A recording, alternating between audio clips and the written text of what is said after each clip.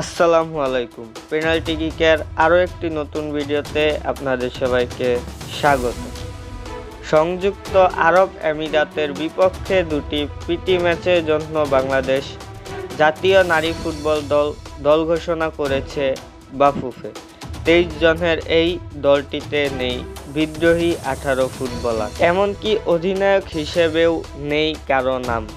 23 সদস্যের এই দলে জায়গা পেয়েছেন সাফের স্কোয়াডে থাকা 8 জন ফুটবলার। তারা হলেন ইয়ারজান বেগম, মিলি আক্তার, পোহাতি কিসকু, আফিদা খন্দকার, স্বপ্না রানী, আইরিন খাতুন, শাহেদা আক্তার ও মুনকি আক্তার। তবে কোচ পিটার বাটলারের বিরুদ্ধে বিদ্রোহ করা 18 জনের কাউকে রাখা হয়নি এই দলে। অধিনায়কের নাম না ঘোষণার পেছনে বাফুফে কিছু জানায়নি। গুঞ্জন আছে আফিদাকে নেতৃত্ব দেওয়া হতে পারে। তারুণ্য নির্ভর দলকেই ব্রিটিশ কোচ বাটলার আগামীর ভবিষ্যৎ হিসেবে দেখছেন। এরাই বাংলাদেশ ফুটবলের ভবিষ্যৎ। অনেক খেলোয়াড় রয়েছে তরুণ, তাদের সময় প্রয়োজন এবং ভুল থেকে শিক্ষা নেবে।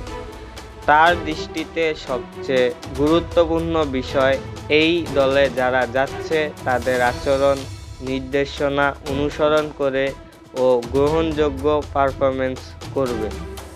আগামী 24 ফেব্রুয়ারি আরব আমিরাতের উদ্দেশ্যে রওনা হবে বাংলাদেশ দল।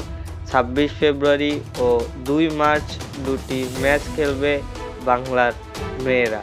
26 তারিখে ম্যাচটি ফিফা উইন্ডোতে পড়ায় সেটি ফিফা স্বীকৃতি প্রীতি ম্যাচ। 2 মার্চের ম্যাচটি আন্তর্জাতিক স্বীকৃতি হলেও উইন্ডোর বাইরে থাকা ম্যাচের রেটিং কম থাকবে। ফুটবল নিয়ে আমাদের আজকের আপডেট এই পর্যন্তই ছিল। আমাদের চ্যানেল থেকে নিয়মিত ফুটবল সম্পর্কে আপডেট পেতে আমাদের চ্যানেলটি সাবস্ক্রাইব করে রাখুন। ধন্যবাদ।